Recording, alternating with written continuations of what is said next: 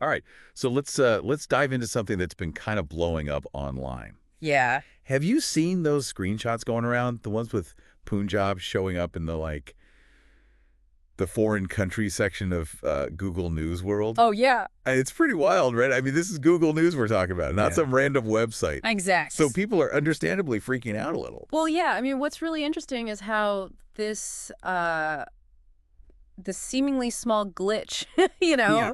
has sparked global debate, Yeah. which I think is completely fair. Right. Because Punjab holds such a significant place within India. Yeah. Historically, culturally, strategically. Absolutely. Even just the appearance of it being separate is a really sensitive topic. Yeah. Especially considering the region's history. It's like this little error just threw a wrench into everyone's sense of digital national identity. Mm, And now suddenly everyone's trying to figure out what's going on. right. And the source we're looking at today highlights just how intense the reactions have been.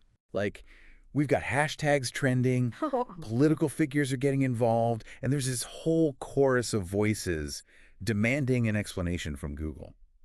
It really shows how much power these algorithms have Right. in shaping perceptions, Yeah. even unintentionally. Right. But I think beyond just the technical side of things, Yeah. this also brings up the whole complex issue of misinformation. Yeah, definitely. Whether it was just a simple error or something more deliberate, the fact that it spread so quickly Yeah. just shows how vulnerable we are to these kinds of digital hiccups. Okay, so let's break down what we know so far. Okay. From what I'm seeing in this source, it seems like people started noticing Punjab listed next to international headlines in Google News World, Mm, almost as if it were being treated as a separate entity from India. right? And then, of course, in today's world, screenshots spread like wildfire. Oh, yeah. And bam, instant controversy. Exactly. And that's where things get really interesting Right. because we've got a whole bunch of possible explanations floating around. Yeah. On the one hand, we have the purely technical possibilities. Okay. So you have to imagine that each piece of news content has like an invisible location tag. Uh-huh. And if that tag is wrong, Yeah. it can totally throw off the entire system, Right. like putting Punjab in the wrong category. So we're talking about things like misplaced geotags in the articles themselves. Exactly. Maybe some content overlap with international news about the Punjabi diaspora. Right. That could confuse the algorithm, Yeah. especially since Google is trying to make sense of billions of data points. Precisely. It's not hard to imagine a few things getting mixed up in all of that. Right. But then we have to consider the other side of the coin, Okay. the more politically charged interpretations. Right. The source mentions the Khalistani separatist movement, Yeah. which advocates for an independent Sikh state in the Punjab region. Right. And it's important to note that not all Sikhs support this movement, by the way, Of course. Of course. but it has a very complex history. And the source points out that some people see this Google News glitch as a subtle way to push that separatist agenda. Yeah, it's definitely a possibility. Especially since social media platforms have struggled with content promoting these kinds of secessionist ideas before. Right. So it begs the question, Yeah. is Google being manipulated here, or is this just a really bad Yeah. coincidence? It's tough to say without more information from Google itself, which, as of this article's publication, is still missing. Yeah. And this silence just adds another layer to the whole situation. It definitely feels like the lack of an official response is adding fuel to the fire. Absolutely. And that brings us to the public outrage, Yeah. which honestly is understandable. Right. This isn't just about a newsfeed glitch. Right. It's tapping into these deep feelings about national identity Yeah. and territorial integrity, Absolutely. especially in a country like India with its history. It's like poking a sensitive nerve, Mm-hmm. especially in the digital age where information spreads so quickly. And it also plays into the growing distrust of big tech companies and their algorithms. Yeah. People were basically saying, okay, Google, you're messing with something really sensitive here. We need answers. It really makes you think, how much do we actually trust these systems that we interact with every day? Right. And how can we be more discerning, Yeah. especially when we're encountering potentially sensitive or politically charged information?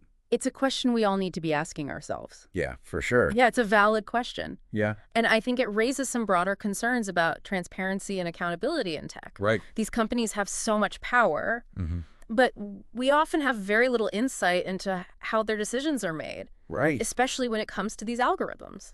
And this incident even if it is just a simple mistake, Yeah, really shows how big the consequences can be when these systems go wrong. absolutely. Whether it's human error, Mhm. algorithmic bias, Yeah, or even something intentional, right. the impact can be huge. I mean, think about it. This So- isn't just some random website. We're Right. talking about the news, Right. a source we're supposed to be able to trust Yeah. for objective information. Exactly. When that gets messed up, Yeah. it really shakes things up. It makes you question everything. Exactly. And this source points out Yeah. that Google usually investigates these kinds of things Mm-hmm. and issues a statement. Right. So the fact that they're being silent is definitely concerning. It's definitely adding fuel to the fire. What are some possible outcomes here? Mm-hmm. How do you think Google might address this? Well, based on how they've handled similar situations in the past, Yeah. there are a few possibilities. Okay. They could just acknowledge the technical error, issue a fix, Right. and maybe provide a more detailed explanation of their systems. So, like, give us a little peek behind the curtain of the algorithm. Right, exactly. But I wonder how much they'd actually reveal. They're pretty protective of those algorithms, aren't they? Oh, yeah, they hold those algorithms very close to the vest. Right. But even just a basic explanation Yeah. could go a long way in easing some of the public concern. Mhm. But I also think this incident could push for a larger conversation about transparency and accountability Right. in the tech world in general. Yeah. I mean, we rely on these companies so much. Yeah, we do. But when it comes to how their systems actually work Right. and the decisions that shape our digital experiences, Yeah. it often feels like a black box. It's like this huge disconnect. And this situation, even though it seems small on the surface, Yeah. really shows how big the ripple effects can be when things go wrong. And the fact that it's happening in the context of news, which we associate with objectivity and truth, Right. makes it even more unsettling. It's true. It feeds into that growing sense of information overload and uncertainty that we're all kind of grappling with these days. It makes you wonder, what can we even trust anymore? Exactly. Like, who's deciding what we see Right. and what agendas are at play? It all comes back to the importance of digital vigilance, Yeah. which is a key takeaway from this whole situation. And it's not just about being careful what we click on or share. Right. It's about developing critical thinking skills, Exactly. questioning what we see online, Mm-hmm. considering different perspectives, Yeah. and being aware of our own biases. We can't just passively consume information anymore. We Right. have to be active participants, engaging critically with the content we see online. So that means fact-checking, Yes. seeking out diverse sources, having open and honest discussions, Yeah. questioning our own assumptions. Exactly. It's like we have to become digital detectives, That's a great way to put it. constantly evaluating the evidence Right. and looking for clues Yeah. to figure out what's reliable. And what's not. Right. And this is especially important when we're dealing with sensitive topics Yeah. like national identity, geopolitical issues. Absolutely. We have to be aware of the potential for bias, Right. misinformation, Yeah. manipulation. Whether it's intentional or not. Exactly, because as this whole Punjab situation shows us, Yeah. even a tiny error Right. or the deliberate act of misinformation Yeah. can have ripple effects far beyond the digital world, It's impacting real people, Right. real communities, Yeah. and even international relations. Yeah. It really shows how connected everything is these days. Like the It's digital world and the real world, Mm. they're not separate anymore. And I think this incident also highlights something really important Okay. about information in the digital age. What's that? Its power and its fragility. Interesting. On the one hand, Yeah. information flows so freely and rapidly, Right. it connects people across the globe. Yeah. But that same ease of transmission makes it really susceptible to manipulation, distortion, Right. misinterpretation. It's like a double-edged sword. Exactly. We have more access to information than ever before. Right. But that also means we have to be more careful More vigilant. about how we consume it and interpret it. Absolutely. And that's where this concept of digital literacy comes in. Okay. It's not just about knowing how to use technology. It's about understanding how information is created, Yeah. shared, and manipulated online. So developing that critical eye. Exactly. Questioning what we see, Mm-hmm. evaluating sources, being aware of potential biases. So what does all of this mean for our listeners out there? That's a great question. It's easy to feel overwhelmed by all of this. Right? But I think the key takeaway here is empowerment. I like that.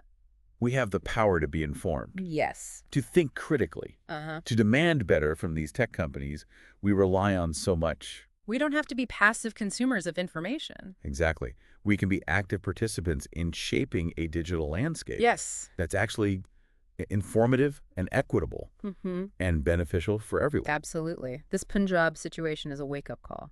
Yeah, it is. It's urging us to be more aware, More critical. more engaged. It reminds us that we all have a responsibility here We do. to ensure the integrity of information and to foster a healthy online environment.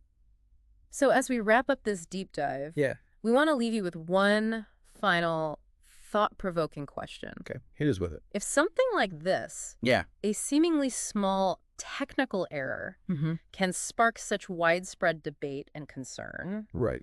what does that tell us about the power and the fragility of information in the digital age? The big question. It is. And how can we as individuals be more discerning consumers of information? Right. How can we avoid getting swept up in all the misinformation? It's a challenge, but it's one we all need to be thinking about. Absolutely. And if you enjoyed this deep dive into the complexities of the digital world, be sure to like this episode. Subscribe to our channel. And share it with your friends. The more we talk about these issues, the better equipped we'll all be to navigate this ever-evolving digital world. Thanks for joining us on the deep dive. See you next time.